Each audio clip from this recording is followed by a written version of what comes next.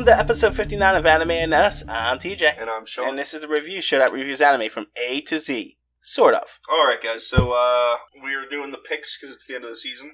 We each pick one. Avatar is TJ's pick. We had already seen Season 1, Book 1 is what they call it. So Book 2, Season 2 is Earth. Mm-hmm. I'm not going to read the wiki because that was already done. I didn't know if you wanted the wiki. Because for some reason, Avatar is very strange as they separate the seasons out into different sections. Like, even in the, when you go to choose it on the website, it's separated into 3 categories. Book 1, Book 2, and Book 3. Instead of having it all in one thing. Yeah, I'm going to just assume it's because they call them books. Like, right. The creators called them that, so they just wanted to do it differently. So separately. Because it really is a second season. Right, no, it is. It takes place right after the first season. It definitely does, and I've never seen any other series built that way, though, so that's why I was just like, okay. Yeah, they're just being special. I've seen it once or twice. Yeah. So, yeah, this is technically the end of Season 2. Oh, sorry. So, yeah, this is technically the end of Season 2, so yeah, that's something. 59 episodes later, so. Oh, yeah. Sorry. Yeah, Shawn's not really into it today. I was just napped, coughing, like, relax, jeez. You said Season 2, I was thinking Avatar Season 2. I'm like, yeah, it's the end of Season 2. No, at the end of this, our season. I got it now, but, it took me a second. Yeah, we're almost 60 episodes in, so. Yeah. Overall, it was far better than the first season. Of course it was. I told you it would be. But it's still a kiddie show. Well, it's a kid's show. And especially in the beginning. It becomes more, I don't want to say adult, but there's more adult themes. It's more, this is impending. And now you see why everyone says Season 2 is better than Season 1. It's better, sure. But yeah, I guess I don't know. We ever done a Season 2 of anything before? Blade. Oh yeah, I guess we did do it. So I guess we should start with last time. They went and they did some water shit, and now they're doing some yeah, they went to and Aang's just going around learning how to do elements and stuff. And at the end of the last season, he learned how to control water, and now pretty much this season he's learning how to do earth. Yeah, which he learns fairly early, probably about halfway, maybe a little earlier. Oh, yeah. I mean, if they're only going to do the season about it might as well. I mean, I guess they took the whole season to get him to the water. The one thing I seem to not like is that once he starts learning, it's like, damn, he gets it really quick. Like, they made a point to make a whole episode, one episode where he learns it, and that's fine if you're going to do, not necessarily montage, but like if you time skip a little bit, like, hey, it's been like 6 weeks and I still haven't gotten it. No, it's been like an hour or two, and I'm really frustrated. But if you give me some positive reinforcement, I'll fucking click and I'll get it.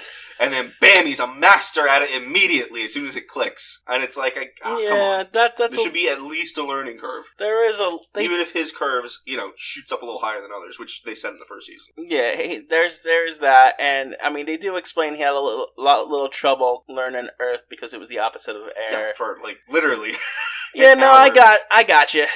But it's also a serialized TV show that... Yeah, no, I get it. With other storylines happening and stuff. Which they do other storylines pretty well. Things come and go, and they come back. And I haven't seen any plot holes or loose ends, really. Yeah, and I told you, everything from that first season comes back. Yeah, but it's very episodic in the sense that something's happening here, and it's gonna be resolved here. Not necessarily. For the most part. Most of it's like that. Call it again. Sorry. No, when he goes back to Boston saying that thing's still in the air.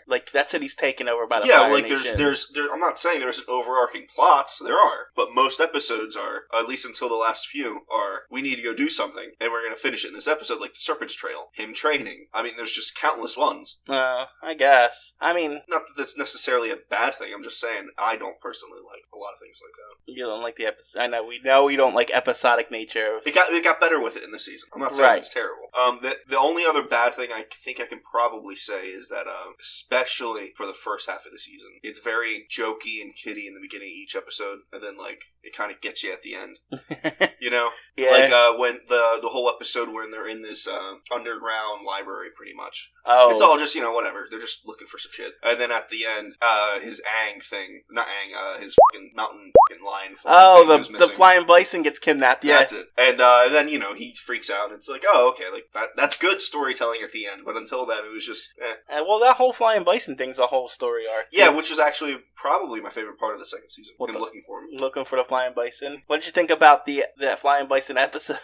Oh yeah, I was in and out of it. There was 2 or 3 episodes I was just kind of. There was one where it's like each character has like a 5-10 minute story to themselves, and I watched the first 2 like oh, this is an episode, I'm really interested, and then I noticed what was happening. I'm like, oh, none of this actually matters. Okay, and you didn't like the flying bison one? No, same thing. Like about halfway through the episode, I realized what was happening. Those 2 episodes that you just mentioned are probably the 2 most popular episodes throughout the whole series, because the flying bison episode is really, really dark. It was.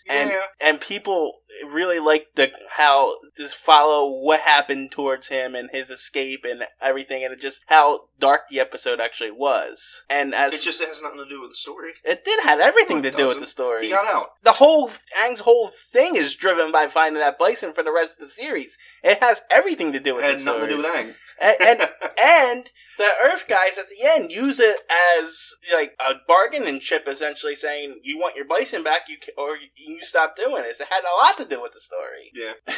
No, it did. And then the 5 episode, the 5 character thing, people like that because, well, the 4 outside stories were good within themselves. They were just little snippets, but the one with Iroh, everybody really liked. It was just going through the day, and then at the end, it was really sad when he goes and sings about his dead son and stuff like that, because that was actually a tribute to the voice actor Mako, who had just died. Oh, okay. Yeah, so it was like a really big touching idea. I mean, obviously you didn't know that going into it, and even though they did say in memory of Mako at the end of it, I have no idea. You didn't put that could have been like someone's relative. But yeah, so the voice actor who does Iroh dies there, and he actually doesn't. And in the 3rd season, Iroh doesn't talk for like the first half of the season, just because. Oh, that makes sense. So they went out of their way to like tribute him and stuff like that. So people really like that episode, and it's a good short moment and good like adult moment for the series. My favorite part of that episode was the first part with, what's her name, the blind girl. Toph. Yeah, Toph. I actually kind of like her. I'm sure a lot of people do. She seems to be, like, a favorite character for a lot of people.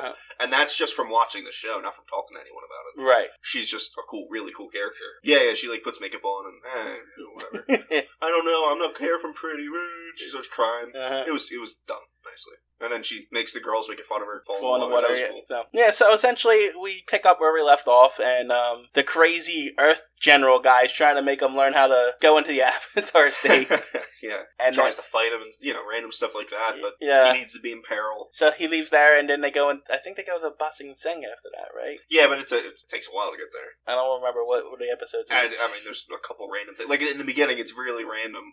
There's just a couple random things. Just doesn't really matter. Most things. of it really does not matter until close to halfway through. And then it gets to Ba Sing Se and realizes the teacher he was supposed to learn from can't teach him because he was kidnapped, or his city was taken over. And then he goes and they get trapped in that forest, which was very Star Wars. Did you feel that? Yeah, it was very Star Wars-esque. Very Flying Star Wars. over, they fall in, and then it's just a swamp. Visions. And... Yep.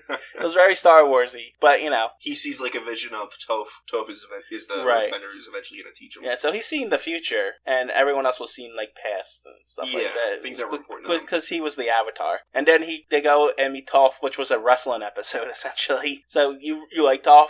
The new character. She seems pretty cool. I like her, and I like, what's his name, the kid that can't bend. Sokka. I like him a lot, too. Yeah, they both actually, all the characters grow throughout the series, which is really nice. Aang's is pretty much, the same, but he's the hero, he's the main most protagonist. People connect with the main right.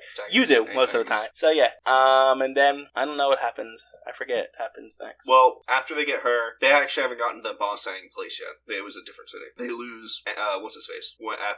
At the tower, yeah. And they're going to this tower. It's in the middle of the desert. They go in. Toph stays outside with the fucking bison thing. And some people come and steal them. Yeah, because she can't bend in sand. Sort of can, but she's not very good at it. Because, she's blind. She can only see with her feet, and sand makes it all fuzzy and stuff. So they have clever ideas with the bending and stuff. They do. I have a bit of an issue, is that he's supposed to be the one that can bend everything. Fucking bend everything, man. There's a scene where he's in a metal cage. We'll learn how to metal bend. I wish I could metal bend. Yeah, but that's the thing. They don't at this point in the history of it, they don't know you can bend those things. Oh, no one knows? No. Oh, see, they didn't explain that. No one knows, yeah, because Toph actually learns how to bend metal.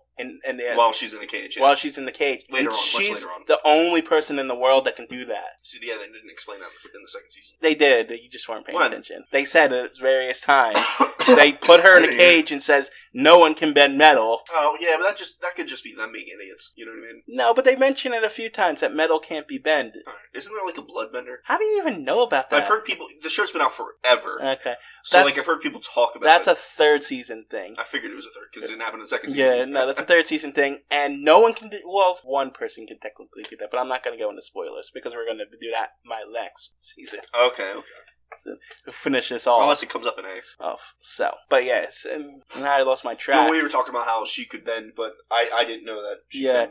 So, yeah, they don't actually get in... Only fire, earth, water, and air can be bent at this stage and thing. It's not into core where they start mixing the magic. I wouldn't say that they're the only things that can be bent. They're the only things that are known to be bent. Yes. So if people knew you could bend metal, I'm sure they'd be fucking trained to bend metal. And that becomes like a part of like when they get into Legend of Korra and stuff, because that jumps like a lifetime in the future because Aang has to die for a new avatar to be appeared. So it's a whole new generation, and that's where they start getting into that stuff. Everything seems to have a connecting bent to it. So water can also be ice, earth can be metal, fire can be lightning. What can air also be? I don't remember off the top of my head, actually. I wonder if there is something. There might not be, but I'm pretty sure there is, because they can mix and match all the time in the show. Like, especially as if there isn't. I mean, can you think of anything? Off the top of my head, no. Exactly. I'm not sitting around for 6 months creating a show. Exactly. I'm just saying. But if you're going to give everything else an extension power, that should have one as well. Right. Anyway, they lose the bison. They sort of search for it. Aang gets depressed. But they have to get to it because the information they got out of the library was that this eclipse is coming and the Fire Nation will have any powers during the eclipse. The only one with bending powers that have a weakness. No, it's not. I guess the waterbenders have the moon. Yeah, they had the moon, and then when the moon got destroyed, they lost their powers too. Did the moon get remade? Yeah, at the end of the first season, one of the fire generals killed. Remember the yin yang fish in the pond? They were gods or something. Yeah, I remember that. And he killed one of them, and the moon faded. Oh yeah, it was like the representation. Right. Of the moon. Then Sokka's girlfriend was part of the god thing, and she sacrificed her life to become that god, and it restored the moon. They all have their weaknesses. It's just what's Earth? And airs for that matter. Yeah, I think it might just be fire and water that have a weakness. They have. I mean, I guess Earth has its own inherent weakness. If you're on a boat in the middle of the ocean, you're kind of fucked. And same. Well, they kind of counteract each other. Whereas, I mean, unless you're underwater, you've always got air. Right, but even then, you could probably still have air because when there's mud and sand, what's her name? The waterbender girl, Katara, I think her name is. Mm-hmm. She can bend that because there's water in it. So if he's in water, there's a lot of oxygen in water. He should be able to bend it, even if he wasn't a waterbender, or at the very least pull the water out. Because you can see that plenty of times too. If water's in something, she can pull the water out of it. See, I'm not sure what they go into when they go in it, because they go into a lot of different details. They go into a lot of different details and a lot of different things. Like, there's one point where, I don't know if it was in the second season, that, what's her name, Katara is trapped in a prison, and she doesn't have the water, so she starts using her sweat. No, it wasn't the second season. That wasn't the second one. Maybe that's in the third season. Okay. So she uses her sweat and realizes she can use that to water bend. And each one, they start to come up with creative ways, and I lost track of what they explain and what they haven't, because there was so much of it. I mean, f***ing pee. Yeah, well, there's that too, but it's a kid's show. That's true. So there are limits to what they can do. I think they could, if it was a boy bender, it would probably be more acceptable for him to be taken on lead, because they do that in kids shows. Yeah, and then he starts bending it. I feel like that'd be a bit funnier. Yeah, I guess, but I mean, I don't know. I don't know how to combat it on it, really. Not that it really matters. No. But they get to the city. They end up getting. Was this the season that the How do you not remember? Because I watched it last week, and it's just there's your memory. Yeah, well, my memory is usually good, but not when I'm trying to decipher 4 seasons of a show in my head. There's 3 seasons. Yeah, well, there's 3 seasons and then 4 seasons of Korra. Yeah, no one cares about that. I care about it. I like Korra. Anyway, what were you asking? Is this the season with the flying bison shedding? Yeah, it was there. That was this episode too. That's how they were fire girl. Yeah, they kept chasing her, and they couldn't sleep and stuff like that. Mhm. So, yeah. All right, I'm just trying to piece together what it was. Yeah, but anyway, they get to the city. They try to tell the king, get in contact with the king. And then apparently they find out the king's a figurehead, and there's a guy actually controlling him. He's in the military. There was some creepy stuff going on, and yeah, there's some mind control stuff. There's some weird stuff going on at this party. Yeah, I think they're ever so slightly implying some adult themes. Yeah. I mean, they were like brainwashing women in the city as like, tour guides essentially. There's no war happening in this city. Yeah, which itself is pretty dark theme, you know what I mean? But obviously there's other themes you can derive out of that. So they're in conflict, they're trying to get contact with the king, they're trying to fight this guy. They end up finding the fucking flying bison. mongoose. Well, no, not really. They go into this temple to fight. What's his name? The firebender. Well, yeah. So Zuko, right. Zuko finds him first. And it's like his redemption almost. Yeah, kind of. Because he gets his redemption and then he takes it back. What's stupid is, so he does that, he gets the bison, he gives him back, and then, he goes back to his tea house. Yeah, the whole... Then has an episode of, internal conflict because he's changing his moral compass. The fire, the fever that's happening. That was fucking stupid. I agree, that one was a little out there. Now, they could have made that fine if they had just said something like his sister when he was sleeping or his dad put, a fire-bending trick inside his brain to try and make it meaner. No, I got you. But that would have been or whatever. But, at the same time, they have this whole Chinese lore, yin and yang, chakra and stuff going on. That was pretty terrible. Not that it really matters, but that was pretty terrible. But he comes out of it because the whole thing is he has to pick bad or good. Yes. He clearly picks good. Right. And he's settled into his life making tea, which was super. Not really. Yeah, it was stupid. He's a warrior prince that is heir to the throne. I'm going to make tea for the rest of my life. You don't think people do that? No. They get tired of fighting and just They usually go back. No. Yeah. There are people... And guess what? I have a itching suspicion that he's going to go back. Well, there's... Anyway, so he's a good guy, sort of. Not really. And then he has another defining moment, and he chooses to be a bad guy. Yeah, well, kind of. Well, that's what it showed in the season. Well, that's I guess he did. He was kind of chose the side of good, but he still had How did he show side of good? He was fighting Aang. No, my point is, when he chose that, before he betrayed everything, they showed he chose good, but even then, he still had this problem with being dishonored, and problem with Aang as the Avatar. So, even though he did choose that side, there was still that piece of him that he couldn't let go, essentially, is what they were saying. I thought they were building up because right before this episode, well, not right before, but earlier in the season, he was trying to train for lightning. It's an extension of fire. But his trainer, his uncle, tells him, you have to calm your mind, you can't have conflict. So during that episode, I thought that's what they were doing. They were calming his mind, they were fixing that so he could do lightning, and they didn't go anywhere with that in this season, maybe in the next season. Oh, that wasn't this season? No. All they did was, he showed him a way to redirect lightning, which didn't happen in this season. God damn it. Actually, it did happen, but not with Zuko. Iroh redirected. Yeah, well, it should be happening with Zuko. Yeah, I know. But it's, they were building up a story here. Yeah, eventually. Which is fine. I'm not really knocking it for that, but it's I thought I would have seen it towards the climax. I'm gonna go with your defense of Momosuke Go. Well, you have to watch the next. Okay. You have to go into the next season. I'm saying I'm not counting it against it. I just really thought that would have been in the season, considering they did it so much earlier and built it up. Right, yeah, no, I know. But it didn't. Yeah. So, with the first season, this was an experiment, obviously. So, I think when they got to the second... Yeah, so this was a Nickelodeon TV show. Right. Nickelodeon never made a TV show like this before. Right. So, when the first season almost has a complete story, though it has themes just in case it get renewed and stuff like that. Yeah, there's a war that you and all that crap. Right. So, I think when I got to the second season, they were pretty confident they were going to get more than what it was. That's why it seemed to be more fleshed out and more driven long-term goals and stuff like that. Yeah, I hear you on that. That makes sense. So, I mean, and for a Nickelodeon show, it's really good. Oh, it's fantastic for a Nickelodeon show. My God. Yeah. It sucks because, you could tell that these episodes are ripped off of TV, mainly because the quality is bad, but also because you'll see the pop-ups for, the next episode that's going to air after this.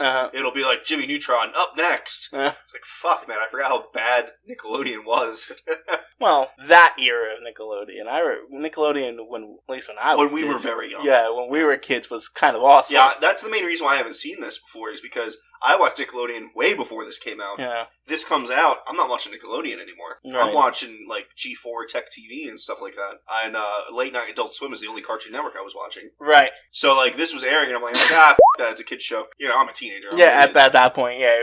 Definitely something I should have watched. You're an idiot. It's fairly good. We were idiots at that age, so it's like, when we were watching Nickelodeon, we had, like, Ren and Stimpy and stuff like that. Yeah. All Real Monsters, all that stuff. And a lot of game shows, too.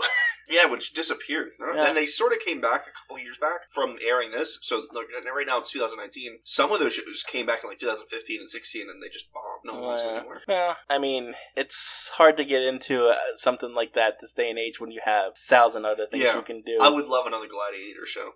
That show was fun. No, what there was 2 shows that I really like, game shows wise. I don't know why we're going off on this episode, but we're gonna do it anyway. Legends of the Hidden Temple. Yeah, that came back. And did it? Yeah, and it fucking bombed. Yeah, well, I liked it back then. And there was, I don't remember what it was called, but it was like a video game show. Oh, I know what it is. Yeah. It's Glitch or something like that. It was on, I know. It was like, he was on a board or something. Like, yeah, they were in the game. Yeah, they were in, like, not just in the game, they were in, like, the networking components of the game. So, like, if you open up your computer and look at it, they were in that. Yeah. But at a micro level. And then, Megabyte, something like that. Megabyte might have been the bad guy. Something like that. I can't remember the name of it. But they came out with a sequel to it. I'm not talking about a TV show. I'm talking about a game show. Oh, game shows are on TV. Yeah, no, but it wasn't like a series or anything. It was like a little game show where you answer questions and stuff. Oh, yeah, that was not what I just described. No, I was like, what are you talking about? You were going along, you're like, yeah. I was like, wait, huh? Because I was going along with the name and stuff because I was like, it doesn't sound familiar, but anyway, so like the kids were like in a video game. They can't see what they're doing or anything, but it was really cool for back then. Anyway, yeah, I don't think I ever saw that. Yeah. Anyway, yeah. Sorry, back to Avatar. Where were we? He turns bad, and there's some stuff in between that. They all separate and sort of get stronger. Sort of. Aang has to go learn his Avatar state. Fails at that.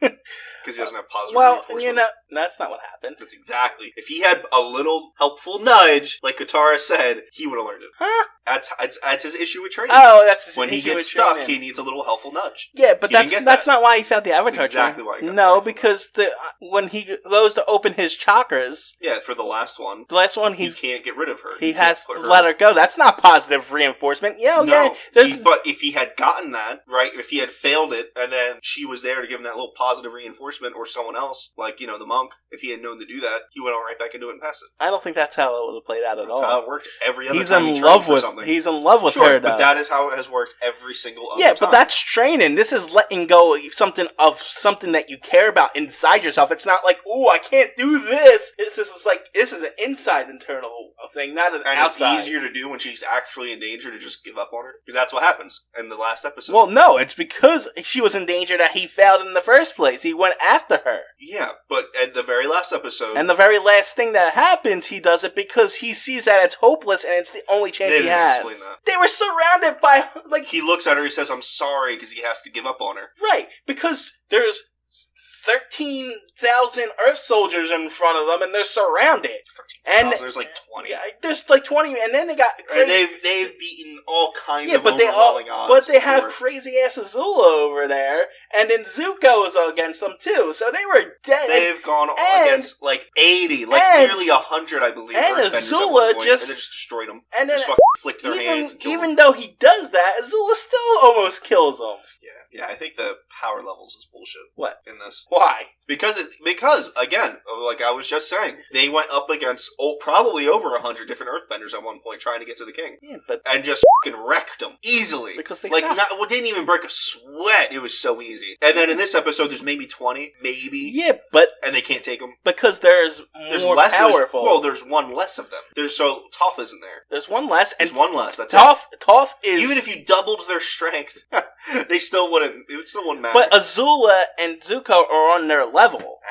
So those other benders aren't on their level. So it does make sense if you put two people on their level and then outnumber them. Yeah. It would only raise it a bit. Yeah. It's let's go into a D&D analogy real quick. All right? Sure.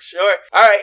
As a group. Well, wait. Before we do that, the Earthbenders were defending the castle. They weren't some weak little Earthbenders that barely knew what they were doing. They were high level. They wouldn't have been there if they weren't. Within the city, though. And they were run by an surrounded evil guy. by dirt. It doesn't matter if they're evil or not. They're still high level dirt bending. They're high people. level in comparison to within that city. That doesn't necessarily. They're not soldiers on the front line. Neither of these guys. No one has ever gotten that far into the city. They were relaxed. They didn't show that one bit. What? One little bit did they express that anyway. They said it several times throughout the show that no one's ever gotten through those walls. But they never. That's what the whole drill episode was about. Drill episode where Azula's drilling into the wall with that giant drill. Yeah, I remember that. And they failed to do it. That's the point. They should have explained that a lot better then. You can just surmise that. Yeah, sort of, I guess. Not really. All I'm saying is, to go back to my D&D analogy here, as a group of players, we can take probably 10 goblins, no problem, wipe them out there. But if you throw a freaking dragon in there with those goblins... Dragon's not equal. Dragon's 10 times bigger. How about put another party of equal strength in with those goblins? It makes it harder. And a little bit, but only you would also be cutting the goblin numbers. Yeah, but those goblin numbers would also help and distract and attack while the main... You're focused on the main... No. I'm not good at D&D. You're not good, I know. I'm that good. You're not good. Anyway, they end up pretty much losing the fight and they run away. Yeah, well, because Iroh's pretty much says... And it looks like he's going to have a scar on his back, even though she's sort of healed. Iroh saves them, essentially, and Zuko betrays his uncle, and it's a whole thing. And the Fire Nation now has the Earth Kingdom. Yeah, they pretty much took over it. So they have pretty much everything at this point. So it's very Empire Strikes Back. This is long before the eclipse, by the way, so they still have plenty of time to go do whatever they want to do. That's gonna... I was gonna say it'd be the climax of the next season, but I don't think it is, actually. Yeah. They capture the uncle, because the uncle kind of held the forces off so they could get away. Right. It was pretty good. It's a lot better than the first season, that's for damn sure. Before I give my rating, the one small thing that I really liked about it was there's a scene where you see Toph's feet in the dirty, because she always walks around barefoot. So, little attention. You like the little details. You always do like those little details. Because that's how she sees them. Right. Yeah. I like that. All right. Anyway, my rating, I'm going to give it a 7. It's above average for the second season for sure. Better than the first one, but it's still kiddie. And until probably halfway, it's very jokey and kiddie, and I don't care about what's happening in this episode. And then at the end, they finish really strong. And then, towards the end of the season, it's like every episode I kind of care about it. All right. Well, mine is 1 point higher than whatever I gave it last time. I don't remember what it was. Well, then you can't go look it up. You have to say. I think we'll just go with 7 for now. 7? All right. Yeah, there's nothing to compare it to because it's just second season versus first season. Yeah. So, and obviously the second season is better. I mean, if we were to compare, this would be better. This was easier, better. Yeah, I guess that's it for this episode then. I think we covered it. We liked it. Yeah, it was pretty good. I do think the third season will be much better, but who knows? Yeah, all right. We're going to spin for numbers and symbols. Symbols and numbers, hashtag. Whatever. Yeah. It's actually what it is. It's a hashtag on the... hold on 1 second. On the list. Hold on. We got a blank space in that wheel here. There we go. Oh, okay. All right, go spin. All right. See what we get. There's not that many things. No, because it's a small category. Did it? Shawn's pick. It is. Shawn's pick is within it, right? No. Oh, that's just whenever? Whenever you want. So, I strongly feel that the picks need to stay within it. That's what the choices are. I'm sorry. The picks need to stay within the current alphabet. Then this one will never get a pick. This one? Yeah, because this is within the current. This is within A to Z, in my opinion. Symbols and A to Z is one alphabet, as far as I'm concerned. You for can our do season, one season. Whatever you want. Well, I'm saying you need to do that too. So if you have a pick from last season, you can't use it. Well, I already used all my picks. Good. So if you get a pick this season, you have to. How about this? If a pick comes up, it's from whenever that letter onward. Like, if it's an L, from L to C. No. Yeah. No. Yeah. It has to be a full letter choice. Yeah, sure. It has to be a full letter choice. You just have to use it before the next alphabet thing comes. Yeah, that's what I'm saying. That's exactly what I'm saying. No, you're saying L to Z. I'm saying L to L. Oh, okay. Well, that's pretty close to what I'm saying. You see what I'm saying? That's fair. But we're not going to remember that. I'm not going to remember where I got my pick from. I will. You say that, you forgot some other shit. Yeah, but I've also reviewed how many freaking shows. Give me a break. So I guess I'll hold it and make it another Gundam one, just to piss him off. Of course you will. So I have to, for picks, I have to wait until the category that it's the in. letter in, yes. Okay, cool. So we're just going to respin that. Alright, respin. Watch me Shawn's pick again. The last time we got Shawn's pick, you picked Your Lie in April. I just want to remind you. Oh, okay. TJ's choice. Oh, I guess TJ's picking. Choice is within the letter, so let's see what we got here. Click on whatever you want. Let's go down the line here. Which one? No, don't go down the line. In an alternate world. world. Oh, hold on. Before we stop. Let's pause the episode here. Why? So yeah, I just realized that I also had the choice last time, and I picked out Hex. So the numbers and symbols seem to really like me. So I'm actually going to choose 91 Days. Take it away, Shawn. Yeah, you're good. My throat is really scratchy. I've been coughing, drinking a lot of water. All right. Well, it's only 12 episodes, and... you know what? What if that's... You know how they do seasons sometimes. Yeah, hold on. Let's make sure here.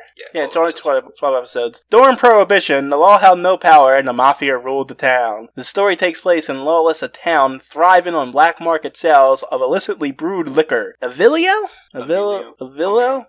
returns to Lawless after some time away, following the murder of his family in the Mafia dispute there. One day, Avilio receives a letter from a mysterious sender, prompting him to return to Lawless for revenge.